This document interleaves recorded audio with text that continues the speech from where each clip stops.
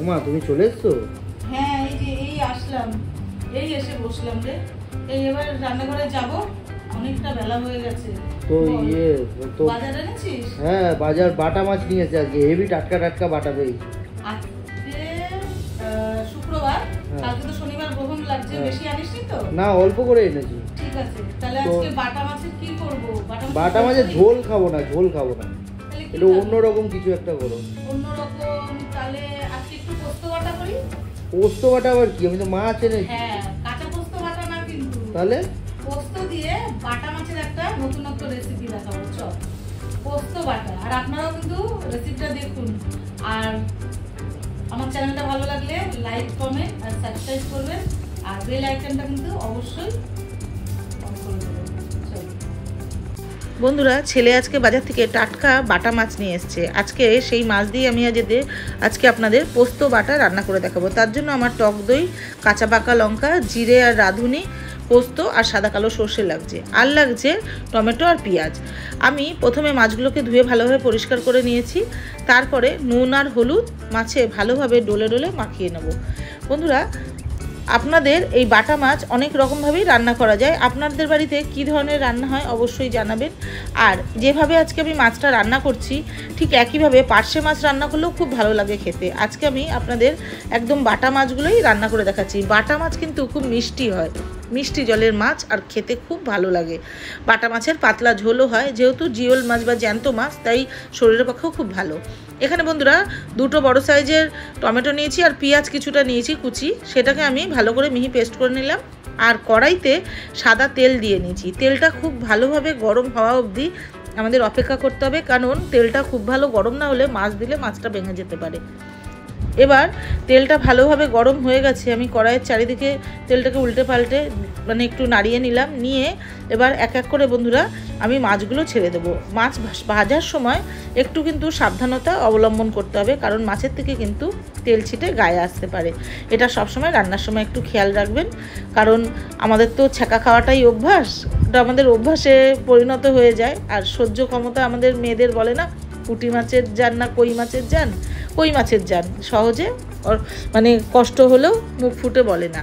এবার বন্ধুরা আমি এখানে সর্ষেটা আর পোস্তটা আর জিরে রাঁধুনি আর কাঁচা পাকা লঙ্কা, জিরে কিছুটা বাটিতে লেগেছিল, সেটাকে আমি ভালো করে কাচিয়ে দিয়ে দিলাম।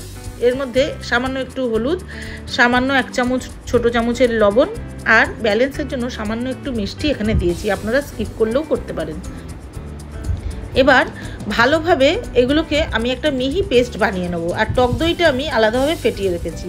মাছগুলো বন্ধুরা দেখেছেন খুব কড়াও ভাজিনি আর একদম হালকা ভাজাও করিনি, মিডিয়ামভাবে আমি ভেজে নিয়েছি।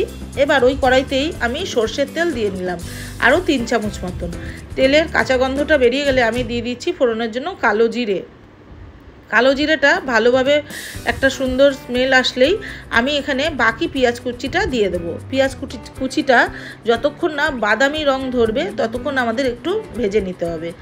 পেঁয়াজটা ভালোভাবে ভাজা হয়ে গেলেই দেখবেন সোনালি কালার বা বাদামি কালার যখনই এসে গেছে, তখন আমরা এর মধ্যে দিয়ে দেবো টমেটো আর পেঁয়াজ যেটা আমরা বেটে রেখেছিলাম সেইটা। টমেটো পেঁয়াজ বাটাটা দিয়ে ভালোভাবে এটা আমাদের কষাতে হবে যতক্ষণ না কাঁচা গন্ধটা পেঁয়াজ বাটা থেকে উড়ে যাচ্ছে। ভালোভাবে কষিয়ে নিয়ে বন্ধুরা পরে আমরা এর মধ্যে দেব আমরা যে পেস্টটা বানিয়ে রেখেছি, কাঁচা লঙ্কা সর্ষে পোস্ত পেস্টটা। আর এর মধ্যে আমি দিয়ে দিচ্ছি তার আগে কাশ্মীরি লঙ্কার গুঁড়ো আর পরিমাণ মতন হলুদ গুঁড়ো। কাশ্মীরি লঙ্কার গুঁড়ো 4 চামচের 1 চামচ দিয়েছি, আর হলুদও 4 চামচের 1 চামচ দিয়েছি, কারণ আমাদের মশলাতে কিন্তু একটু হলুদ দিয়েছিলাম, ওটা মাথায় রাখতে হবে। এবার বন্ধুরা মশলাটা আমি দিয়ে দিলাম। এই সময় কিন্তু আঁচটা আমাদের কমিয়ে রাখতে হবে, কারণ সর্ষে কিন্তু খুব কড়া আঁচে দিলে তিতো হয়ে যেতে পারে। এবার বন্ধুরা ভালোভাবে মশলাটাকে আমাদের কষিয়ে নিতে হবে। এবার কয়েকটা পাকা লঙ্কা, কাঁচা লঙ্কা আমি এখানে দিয়ে দিয়েছি। আপনারা যদি ভালো ঝাল খেতে ভালোবাসেন তাহলে অবশ্যই দেবেন। আর বন্ধুরা দিয়েছি পরিমাণ মতন লবণ। সর্ষের রান্নায় খুব বেশি মিষ্টি ভালো লাগে না, তাই মিষ্টি আমি ওই 4 চামচের থেকেও ছোটো চামচের 1 চামচ মশলা বাটার সময় দিয়েছিলাম। এবার বন্ধুরা আমি দিয়ে দিচ্ছি ফ্যাটানো টক দই। আমি টক দইটাকে ফেটিয়ে রেখেছিলাম, এখানে 50 গ্রাম টক দই আছে। যেহেতু আমার 14টা মাছের জন্য যতটা মশলা দরকার ততটাই আমাকে করতে হয়েছে। আপনারা মাছের পরিমাণ অনুযায়ী মশলাটা কম বেশি করে নেবেন। এবার বন্ধুরা ভালোভাবে এটাকে আমাদের কষাতে হবে মিডিয়াম টু লো হিটে, ঢেকে ঢেকে।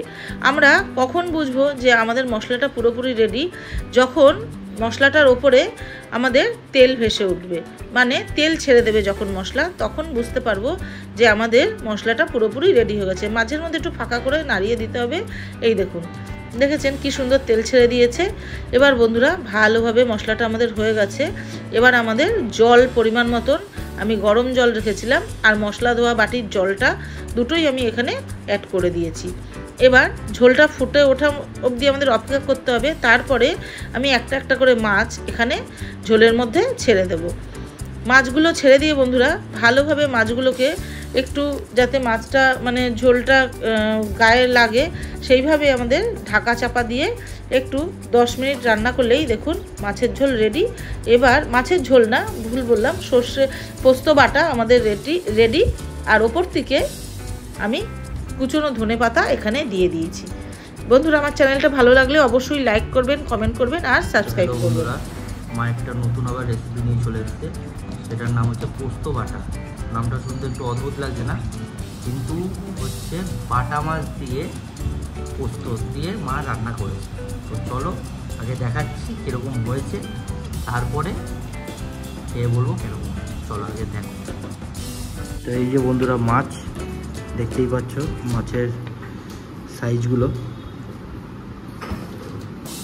একদম পুরো ঝোল একদম গায়ে লেগে রয়েছে। তো চলো একটু ঝোলটা দিয়ে মাছটা মেখে আগে খাই। প্লেটটা প্রচণ্ড লেভেলের ঘুরছে, কিছু করার নেই। আগে ঝোলটা টেস্ট করি, চলো ভাত দিয়ে।